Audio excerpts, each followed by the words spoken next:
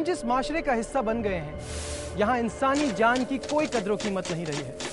रोज हजारों लोग कीड़े मकोड़ों की तरह मार दिए जाते हैं। जराइम की शरह खतरनाक हद तक बढ़ गई है।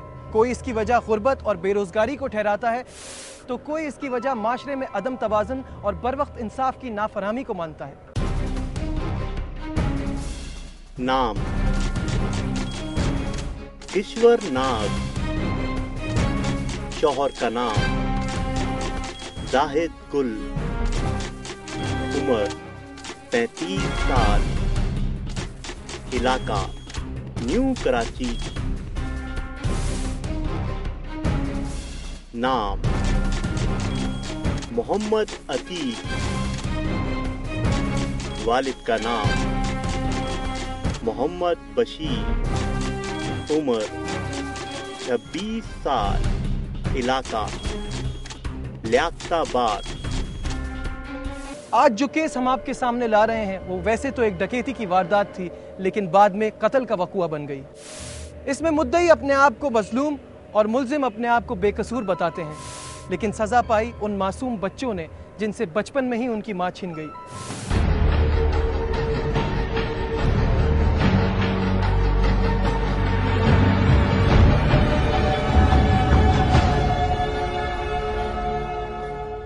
इस वक्त इस केस के मुद्दई और मकतूला किश्वर नाज के देवर वाहिद गुल साहब हमारे साथ मौजूद हैं। उनसे ये जानने की कोशिश करते हैं कि 23 फरवरी 2008 को आखिर हुआ क्या था। वाहिद साहब, ये बताइए कि पूरा वाक़या क्या है। 23 फरवरी 2008 को मैं अपनी ड्यूटी पे था, भाई भी थे, भाभी और मेरी वाइफ इरम घर में थी, और 3:30 पौने 4 बजे के मुझे फ़ोन आया कि आपके घर में डकैती हो गई और आप जल्दी से घर आ जाएं।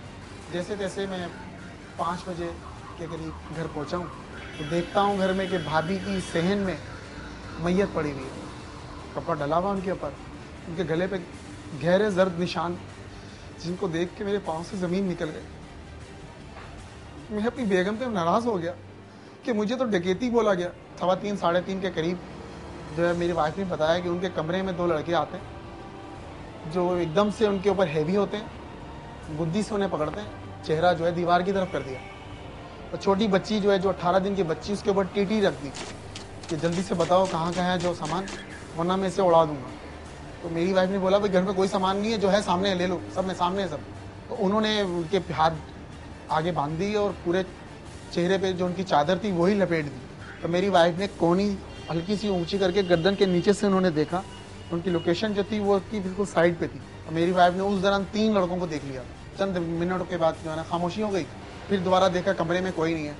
तो वो सोचती हैं कि मैं जल्दी से भाभी को बता दूं कि मेरे घर में मेरा जेवर ले गए सब।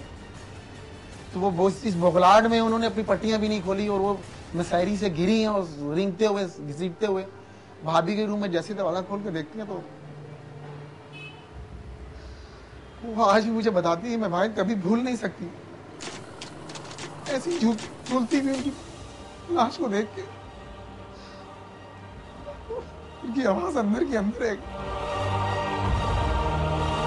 मुझे मार देते। जिस तरह से ये वाकया हुआ, जिस बेदर्दी से ये कत्ल हुआ, क्या नजर आता है कि अतीक ने किस वजह से ये काम किया? उस दौरान मेरा बड़ा भाई, मेरी भाभी का कजन ही उन्हें दुबई लेके जा रहा था। उनका पासपोर्ट उन्हीं दिनों में मैंने बनवाया था, जो उनका रिकॉर्ड। भाभी का पासपोर्ट? भाई का जी। तो ये भाई जो कजन ये आते थे घर पे, ठीक, तो भाभी ने इनको बता दिया था कि भाई मेरा जो ना मेरा शौहर भी जाएगा बाहर, जो मैं होके आया था। तो उन्होंने बोला कि अरेंजमेंट है, तो उन्होंने बता दिया था कि मेरी 45,000 की बीसी आ रही है और कुछ 25,000 रुपये घर में पड़े हैं। बस वो उनके जहन में थे। तो बाद में उन्होंने इस बात की खुद भी बताई इन्फॉर्मेशन कि मुझे थी कि इनके घर में 65-70 हज़ार रुपया है। क्या आप समझते हैं, अदालत से आपको क्या उम्मीद है इस वक्त कि उनको क्या सजा मिलनी चाहिए? मेरी अपनी अगर रूह की आवाज़ अगर पूछते हैं ना, तो मैं तो कहता हूँ ये फैसला हमारी जिंदगियों का फैसला है। दिन रात ये सोचता हूँ और मेरी दुआएं हैं कि इन्हें इंशाल्लाह सजा मिलेगी पूरी। मकतूला के 3 छोटे छोटे बच्चे हैं, आप साथ रहते हैं, आपने वो तमाम तकालीफ देखी हैं, किस मुश्किल से गुजर रहे हैं इस वक्त वो बच्चे? मुझसे बेहतर तो मैं समझता हूँ, कोई नहीं समझता कि इन बच्चों को दर्द है, हयात जब तक जिंदगी है रहेगा। वो माँ इनको बहुत प्यार करती थी। सब्र कीजिए, हिम्मत कीजिए, हम आपकी तकलीफ़ को समझ नहीं सकते, लेकिन इसमें आपके साथ हैं। इस प्रोग्राम के थ्रू हमारी कोशिश है कि आपको जल्द से जल्द इंसाफ मिले। इंशाअल्लाह ज़रूर इंसाफ मिलेगा। अल्लाह पे भरोसा रखिए। इंशाल्लाह।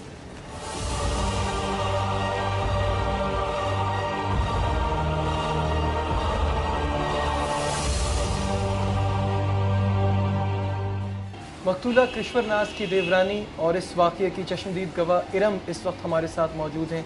उनसे इस बारे में बात करते हैं।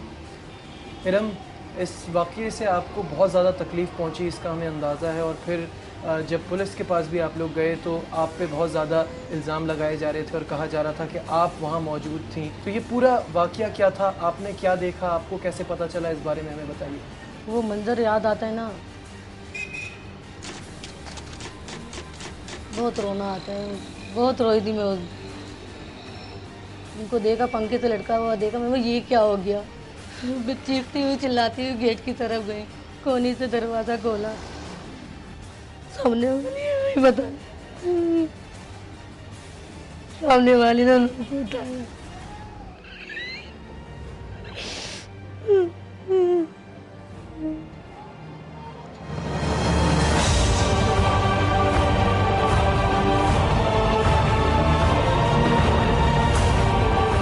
ये तमाम चीज़ें देखी, उसके बाद जब पुलिस में गए तो उन्होंने आपसे क्या कहा? उन्होंने काफ़ी इल्ज़ाम तराशी की। उन्होंने आपकी चूड़ियाँ नहीं टूटी और एक बंदी को दूसरे कमरे में मार दिया। अभी भी आप इस बारे में सोचती हैं तो आपको खौफ आता है, आपको घबराहट होती है? जी आते, बहुत खौफ आता है। आपकी भाभी के बच्चे हैं जी, उन पे क्या गुजर रही है? उन लोग की शक्लें देखते ना हम लोग को खुद को तरस आता है। वो बच्चे आए दिन, माँ ही तो है सब कुछ। आप क्या समझती हैं कि उनको क्या सज़ा मिलनी चाहिए? उन लोगों को तो छोड़ना ही नहीं चाहिए, सज़ाएं मौत सुनानी चाहिए। जैसे बच्चों को एक माँ छीन ली उन बच्चों से। देखिए ब्रेक के बाद। बच्चों की तो ये कंडीशन थी कि रातों को उठ के रोना। बहुत अच्छी थी, हमें बहुत याद आती है। मेरे को बहुत प्यार करते थे, मेरा बहुत ख्याल रखते थे। हाँ, मम्मा बहुत ख्याल रखती थी।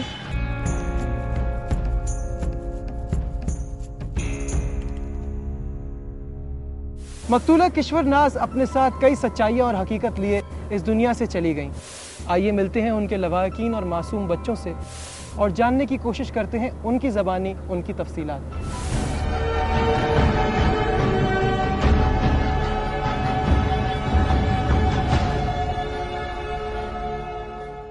इस वक्त हम मौजूद हैं किश्वर नाज के शौहर जाहिद गुल और उनके 3 मासूम बच्चों के साथ। इनके ऊपर क्या क़यामत गुजरी, आइए उनसे जानने की कोशिश करते हैं। जाहिद साहब, ये बताइए, आपके साथ जो ये बहुत ही अनफॉर्चुनेट वाक़या हुआ और जिस बेरहमी से आपकी बीवी का कत्ल हुआ, आप कहाँ थे? आप ड्यूटी पर थे?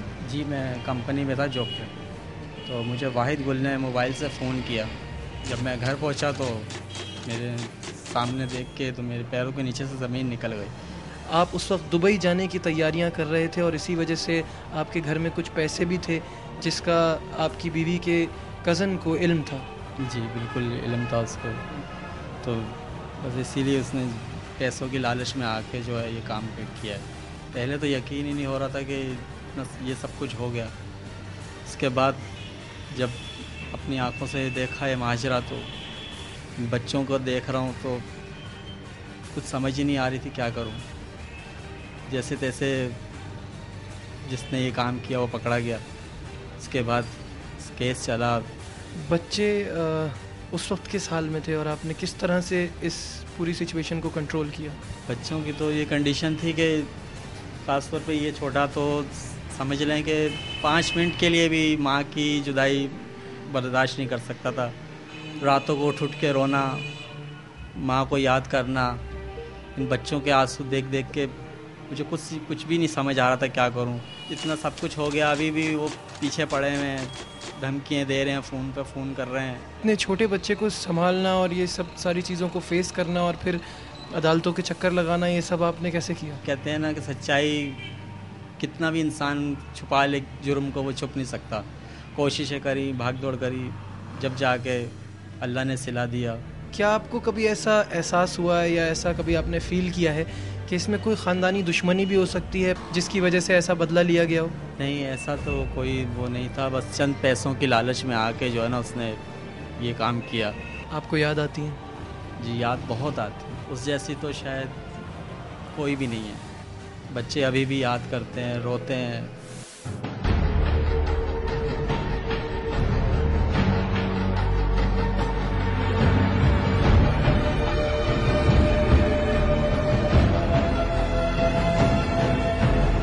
इस वक्त आप ये 3 मासूम बच्चे जो मेरे साथ देख रहे हैं, इसमें ये सबसे बड़ी बेटी है जिसका नाम है आयशा, और आयशा इस वक्त 12 साल की है और माशाल्लाह 22 पारे हिफ्ज़ कर चुकी है। आयशा से उसकी अम्मी के बारे में कुछ पूछते हैं।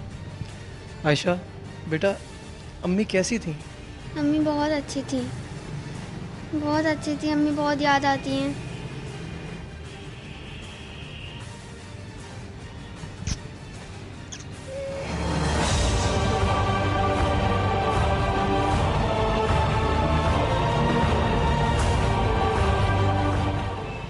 बेटा रोने बेटा रोने। इधर देखो, इधर देखो, मुझे बताओ अम्मी की क्या बात याद आती है आपको? अम्मी बस यही कहती थी, हिफ्ज़ कर लो बेटा, हिफ्ज़ कर लो।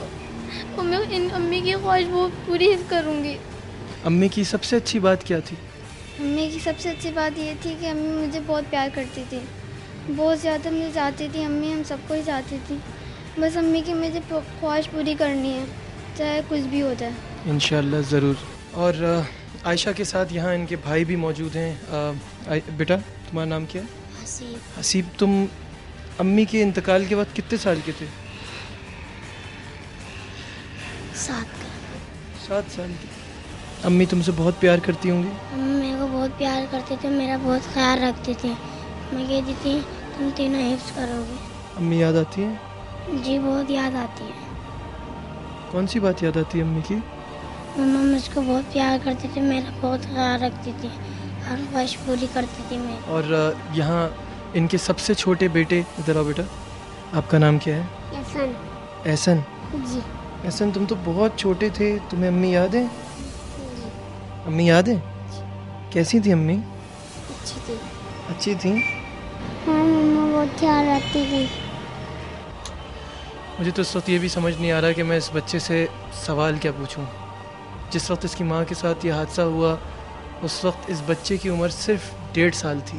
इसको तो कुछ भी याद नहीं होगा। बस यही दुआ कर सकता हूँ कि अल्लाह ताला इनको जल्द से जल्द इंसाफ दिलाए और इन बच्चों को और इस फैमिली को सब्र दे। देखिए ब्रेक के बाद। बिस्तर के ऊपर चादर वगैरह थी, उस पे खून के धब्बे थे, वो हमने उठा लिए उसी दिन। खुद मुद्दई जिसने एफआईआर कटवाई जाहिद गुल, वो कह के जा रहा है अदालत में जज के सामने कि मेरे घर से कुछ नहीं गया। वैसे भी मेरी भांजी सही हुई थी वहाँ पर। जो वाहिद रो रो के दिखा रही है ना, ये हकीकत इसका रोना नहीं है।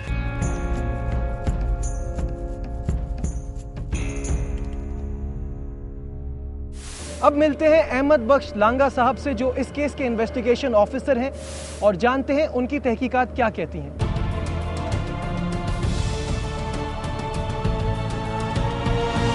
इस वक्त इस केस के इन्वेस्टिगेशन ऑफिसर अहमद बख्श लंगा साहब हमारे साथ यहाँ मौजूद हैं। उनकी इस केस में क्या फाइंडिंग्स हैं, आइए उनसे जानते हैं। सर, आप इस केस के इन्वेस्टिगेशन ऑफिसर हैं। जब आप जाए वकुआ पे पहुँचे तो आपने वहाँ क्या देखा, क्या फाइंडिंग्स थी आपकी? वकुए वाले दिन भी जब वारदात हुई और हम थाने मौजूद थे, पता चला वकुए वाले दिन भी हम थाने में जय वारदात पर गए। उसके बाद जय वकुआ का उस दिन भी हमने सरसरी मुआयना कर लिया। कुछ बिस्तर के ऊपर चादर वगैरह थी, उस पे खून के धब्बे थे, वो हमने उठा लिए उसी दिन। 26 तारीख को एफआईआर कटी। एफआईआर लेकर के तफ्तीश के सिलसिले में मैं फिर जय वकुआ पहुँचा, मुआयना मौका किया और मुद्दई मुकदमा और उसके घर वालों के बयानात लिए। उसके साथ साथ एफआईआर जो थी वो नामालूम मुलजमान के खिलाफ। शक व शुबात के वसाइल तो पुलिस के चारों तरफ जाते हैं, तो हमने इनके बयानात लिए, इनके सबके। पता चला कि जिस जिस काम पे ये गए हुए थे वहाँ जा कर के मैंने पता किया, लिए, तस्दीक ली। जब कोई इस तरह की वारदात होती है, कोई ऐसा वाकया होता है, तो नॉर्मली जो शक जाता है वो फैमिली पे जाता है। जो मकतूला थी किश्वर नाज, उनके खालाजाद भाई अतीक पर आपका शक कैसे पहुंचा? जब मैंने इनके मतूफिया किश्वर नाज के देवरों के बयानात और शोहर के बयानात लेकर उनके बयानात के खिलाफ ना जगह मसरूफियात बताई, उसकी तस्दीक की। फिर मकतूला की देवरानी जो घर में थी जी, उनके खून के टेस्ट के लिए भी दिए। उस वक्त थोड़ा मकतूला को जो बट वगैरह मारा तो उसके सर से खून निकल रहा था। हमारी शुबात और जा रही थी, तो इसी दौरान हमें मुखबरी मिली। इनकी गिरफ्तारी हुई कहाँ से थी? लालू के 10 नंबर से उनकी गिरफ्तारी की। गिरफ्तारी करने के साथ साथ बाद में कोर्ट से रिमांड लिया। अब इन तमाम मुजरिमों को अदालत की तरफ से 25-25 साल की कैद और फिर 7 साल एडिशनल डाके की इनको सज़ा मिली है, और उसके बाद अब इन्होंने हाई कोर्ट में अपील की है। तो क्या आपको लगता है कि ये किसी तरह से बच सकते हैं? कोर्ट ने जो सज़ा इनको दी है, जो हमें चश्मदीद गवाह मुयसर हुए थे, उनके केस चलान देने से पहले 164 के बयान कराया अदालत ने इलाका मजिस्ट्रेट के सामने, और मुलमान की शनाख्त परेड भी कराई। जिनको गवाहों ने चश्मदीद जो हमें मुयसर हुए, उन्होंने उनको कोर्ट में शनाख्त किया। 164 के बयान भी कोर्ट में दिए उन्होंने। फिर जब केस चला तो उन्हीं गवाह के कोर्ट के अंदर हमने फिर कोर्ट ट्रेल के अंदर उनके बयान फिर होते हैं वो कराए। और उस अदालत का मजिस्ट्रेट साहब जिसने रिमांड के दौरान मुलमान की शनाख्त परेड की थी और 164 गवाहों के बयान 164 कलम किए थे, उनका बयान हुआ कोर्ट के अंदर, उसके साहब ने दिया। ये सारी चीज़ें आके बरामद की थी। हर बस केस के मुलमान के खिलाफ हर किस्म का सबूत ठीक है पूरा मुहैया होने के साथ साथ फिर अदालत ने भी की। मीडिया का तो दूसरा रुख है, वो मीडिया पूरी दुनिया की मीडिया आई उसी टाइम, उन्होंने रिकॉर्ड किया, मुलमान के मकसद बयान भी लिए, थाने में भी लिए और कोर्ट में पेश करने के टाइम पे भी।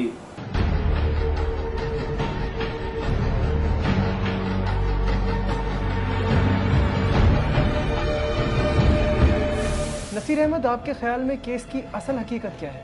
घरेलू झगड़े, उसकी भेंट चढ़ गया भाई और मेरी कज़न। तो झगड़े की असल वजह क्या है? अदालत के अंदर सज़ा दे रहे हैं इन लोगों को 7 साल डकैती के अंदर, जबकि खुद मुद्दई जिसने FIR कटवाई जाहिद गुल वो के जा रहा है अदालत में जज के सामने कि मेरे घर से कुछ नहीं किया। 25 साल की सज़ा। आई विटनेसेस के अंदर केस के अंदर किसी ने ये नहीं देखा कि इसने टांगा, इसने उतारा। इनफैक्ट जो उनके मोहल्ले के गवाह थे, जो जिनको शो कर रहे हैं कि एक बंदे ने उतारा उसको लटके हुए पंखे से और एक ने लेके गया टैक्सी करी, वो गवाह देने नहीं आए, गवाही देने नहीं आए। और वो गवाही देने आ रहे हैं जो एक जगह पे गार्ड की नौकरी कर रहा है, प्राइवेट गार्ड की नौकरी दिन के अंदर किस तरीके से वो आ गया। दूसरा बंदा कारी साहब हैं, वो बच्चों को पढ़ाते हैं, वो दिन के वक्त बच्चों को पढ़ाते हुए छोड़ के कैसे आ गया, किसी चीज़ से साबित नहीं हो रहा, कोई गवाह नहीं है। मुझ जैसा अट्टा कट्टा बंदा भी अगर चले आएगा थाने में तो मैं 2 मिनट में बोलना शुरू कर दूंगा, जैसा वो बोलें। थाने के अंदर की तो बात कुछ भी नहीं कह सकते। मैं खुद कहकर आया था उन्हें थाने में, उनकी हालत देखी थी कि खड़ा नहीं हो जा रहा था, उन्हें जो उनकी कंडीशन थी, तो मैंने उनको यही कहा था कि भाई जो ये कह रहे हैं वो करो, क्योंकि अब इन लोगों ने तुम्हें नामजद कर दिया है, FIR में नाम डाल दिया, तुम यहाँ से निकल नहीं सकते हो, तुम्हारे को सीधे अदालत से निकलवाना। माँ मेरी गलती ये थी कि मैंने इन्हें ये नहीं कहा कि कैमरे के आगे भी तुम्हें ऐसा ही नहीं बोलना, कि कैमरे के आगे तो कम से कम मना करते थे, लेकिन वो बेचारे बच्चे, कत्ल करा हुआ बंदा पुलिस वाले का नाम सुन ले तो वो शायद 100 फीट दूर भागता है, और वो बंदा अतीक मेरा भाई 2 दफ़ा अकेले गया थाने में। लेकिन आईओ तो कहते हैं कि गिरफ्तारी लालू खेत से हुई थी। इस बात के गवाह उस लड़की का किश्वर का भाई भी है, आतिफ, जिसके साथ गया हूँ मैं, वो वहाँ मौजूद था। नसीर, आपका भाई जेल चला गया, इतने अरसे से आप अदालतों के चक्कर लगा रहे हैं, माली परेशानी कितनी हुई? इस तरीके से कह सकता हूँ कि जिस टाइम पे ये केस हुआ था उस टाइम पे मेरे पास 3 शॉपें थी, आज मेरे पास 1 शॉप है, वो भी किराए की। फाइनेंशियल तौर पे तो समझ लें बिल्कुल एकदम ज़ीरो पे आ गए। नसीर, आप अतीक के बड़े भाई हैं, आपसे बेहतर अपने भाई को कोई नहीं जानता। क्या आप सच्चे दिल से ये बात कर सकते हैं कि आपका भाई बेकसूर है? नहीं, ऐसा नहीं कर सकता। वो जो शख्स अपने खर्चे के पैसे हमसे ले रहा हो, और जिस शख्स को अगर क्रिमिनल बंदा हो उसको बाइक नहीं चलानी आती, साइकिल चलानी नहीं आती, वो मर्डर किस तरह करेगा? किसी एंगल से साबित नहीं होता, फिर भी जज सज़ा दे रहा है। क्यों दे रहा है? अब ये चीज़ अगर हाई अपना सिटी कोर्ट से हाई कोर्ट से और हाई कोर्ट से सुप्रीम कोर्ट तक जा रही है, तो क्या उधर ऊपर के जजों को नज़र नहीं आ रहा कि इतना गलत फैसला कैसे हो सकता है कि एक मुद्दे ही कह आ रहा है मेरे घर से कुछ नहीं किया, फिर 7 साल की सज़ा तुम उसको दे रहे हो। शनाख्त परेड में 12 बंदे खड़े करे आते हैं जब शनाख्त परेड होती है, मेरे सामने शनाख्त परेड हुई, इन 4 ही लड़कों को खड़ा करा, 4 लड़कों को शनाख्त परेड करी और अंदर कर दिया। सब कुछ पैसा चला है, पैसा खिलाया गया। इसी बेस के ऊपर 30 लाख रुपए मुझसे वाहिद मांग रहा है कि 30 लाख रुपए दे दो जो मेरा खर्चा हुआ है, मैं ठीक है मैं लड़कों को निकलवा देता हूँ। इस केस में अतीक के साथ उसके बाकी 3 दोस्त भी नामजद हैं और उन दोस्तों को तो आप बहुत अच्छी तरह जानते हैं, तो आप कहते हैं उनको फंसाया गया, ऐसा कैसे हुआ? उनको इसमें देखें एक पूरा ग्रुप बनाना था उन्हें, और इस ग्रुप को बनाने में उनकी हेल्प करी है मेरे सगे कज़न आतिफ ने, जो उस लड़की का सगा भाई है, जिसने कभी ज़िंदगी में तो उसको मोहब्बत से एक लफ्ज़ नहीं बोला, लेकिन मरने के बाद वो भी बहुत अच्छे चहीते बन गए उनके। उसने पूरी स्टोरी बना के उसको पूरे इन लड़कों के नाम, पते, एड्रेस सब कुछ उसने दी, मेरे सगे कज़न आतिफ ने। आप अपने भाई से बहुत क्लोज थे, वो आपके लिए आपके दोस्त की तरह था, याद आता है? हर जगह याद आता है, क्योंकि सबसे कीमती और सबसे भारी लम्हा वो था जब वालिद साहब की डेथ हुई थी और मैं उस टाइम पे कश्मकश में था कि मैं उसको किस तरह लेकर आऊँ, लेकिन ला नहीं सका मजबूरी। और जब उसको जाके मैंने ये ख़बर दी तो उस टाइम पे वो भी बिखर गया था और मैं भी, और अब तक उसको संभाला हुआ हम, वरना जिस जगह पे वो है कितना भी शरीफ बंदा हो बिगड़ जाए, लेकिन आज भी वो एहतिकाफ़ कर रहा है। इस वाक़े से पहले उसके 6 एहतिकाफ़ एक साथ हुए हुए थे, 7वां एहतिकाफ़ होता उसका जी इस वाक़े में, लेकिन अल्हम्दुलिल्लाह उसने 7वां एहतिकाफ़ भी पूरा करा और इस रमज़ान में भी वो एहतिकाफ़ में बैठा।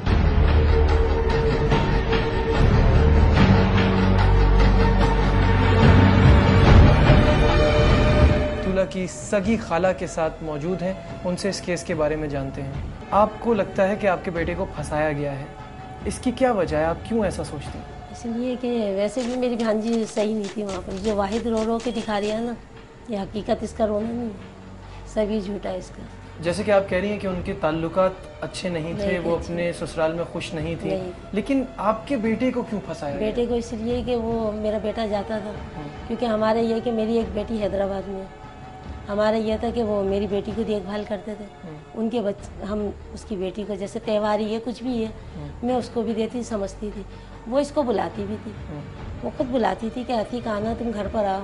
अच्छा वो जाता था, कुछ वो जज्बात में आती थी, अपने दिल की बात उटिंगबाजी जैसे करनी, उसी के साथ में वो मेरा बेटा कम उम्र बच्चा था, वो उसमें इत्या करनी थी, वो उस खार में इन्होंने उठाया कि वो आता जाता। ये बात कुछ अजीब सी नहीं है कि आप ही की भांजी और आप ही का बेटा उसके कत्ल का जिम्मेदार ठहराया जा रहा है? बर्बाद दोनों बहनें हुई हैं, उन्होंने फ़ायदा उठा लिया।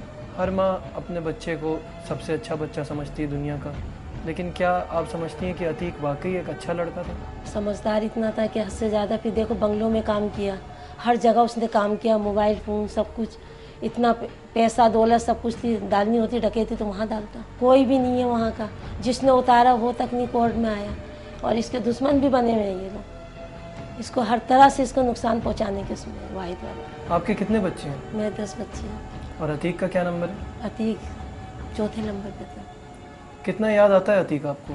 बहुत याद आता है, जब मैं खाना खा के लेके जाती हूँ उसके लिए। आप जाती हैं उससे जेल में मिलने?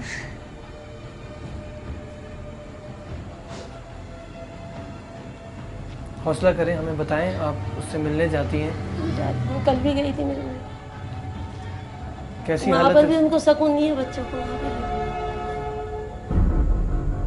खाना पहुँचाती है, राशन पहुँचाती है। आपसे तो अपने दिल की बात करता होगा, क्या कहता है? बात करता है बस, अम्मी तुम उसके साथ में मतलब ये हालत हुई है।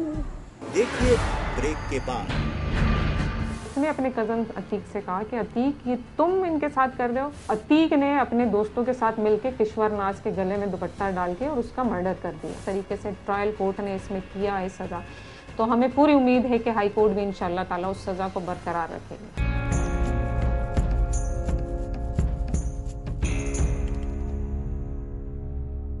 किसी भी केस में वकील इस्तगासा के एक बहुत इंपॉर्टेंट किरदार होता है। आइए देखते हैं इस केस में उनकी क्या लीगल स्टैंडिंग है।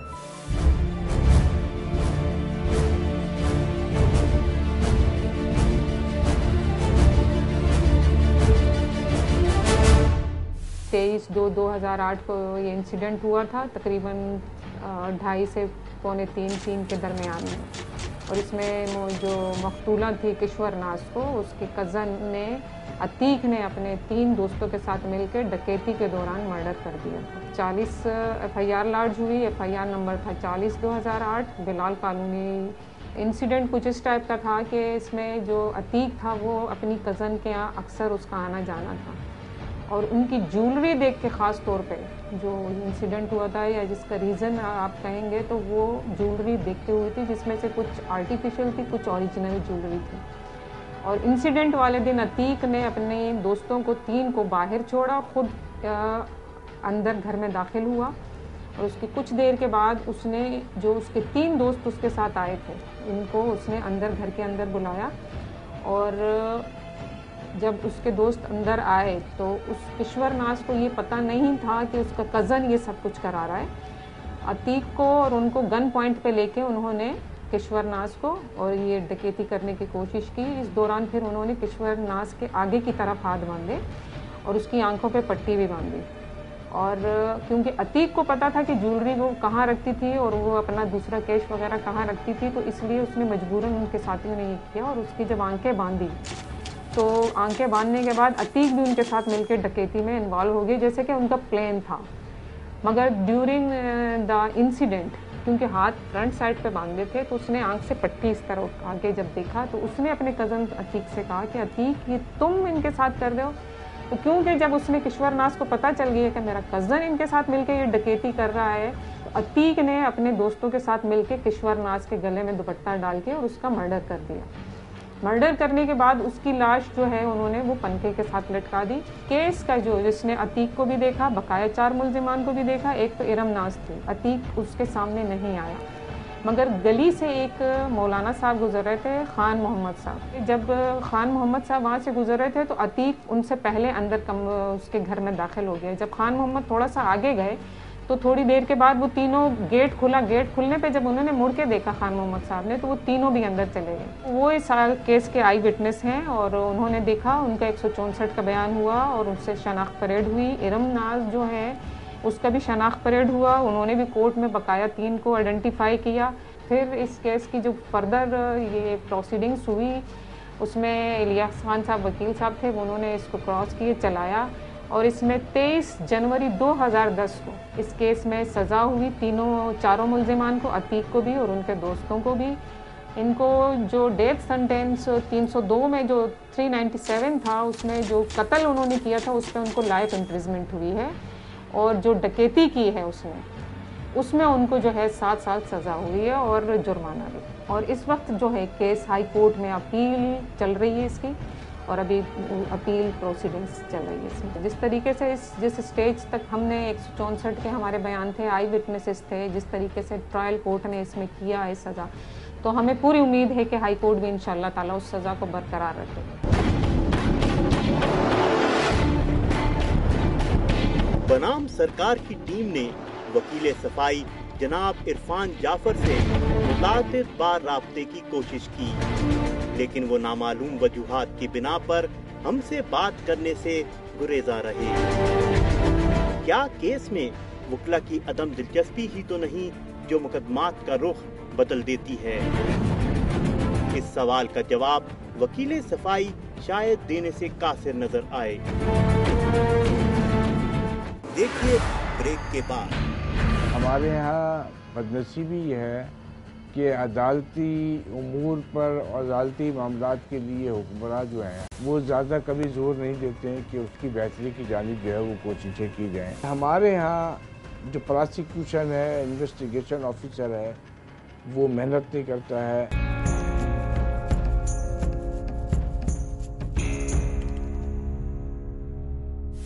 आम आदमी को अब अदालतों पर एतबार क्यों नहीं रहा? आइए जानने की कोशिश करते हैं कानूनी माहिर से।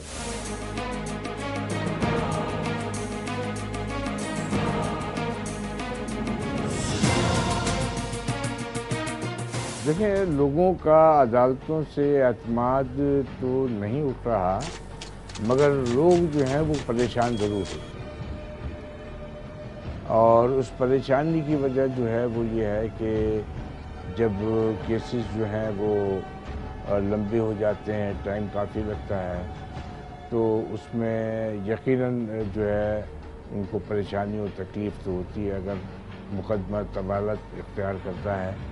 और हमारे यहाँ बदनसीबी है कि अदालती उमूर पर और अदालती मामलात के लिए हुक्मरान जो हैं, हाकिम जो हैं, वो ज़्यादा कभी जोर नहीं देते हैं कि उसकी बेहतरी की जानिब जो है वो कोशिशें की जाएँ।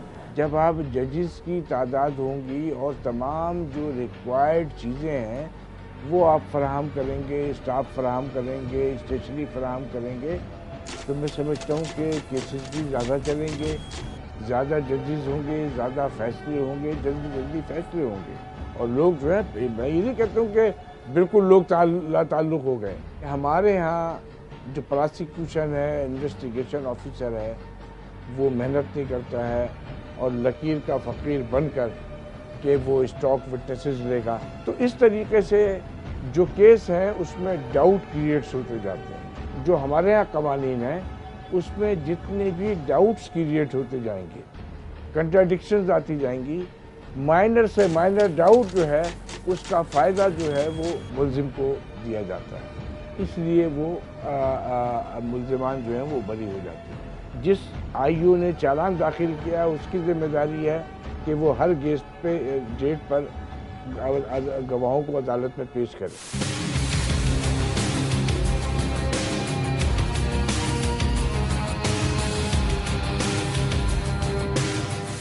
इस केस के जरिए हमारी मौजूद अदलिया और मुल्का इदारों से ये गुजारिश है कि इस केस की तहकीकात नए सिरे से गैर जानिबदारी से कराई जाए ताकि बेकसूर को सज़ा ना मिल सके और मुद्दयान भी चैन की नींद सो सकें, ये जानते हुए कि उनकी प्यारी किश्वर नाज को इंसाफ मिला। अपनी कीमती आरा से हमें ज़रूर आगाह कीजिएगा। bs@duniatv.tv। अपना बहुत ख्याल रखिए। अल्लाह हाफ़िज़।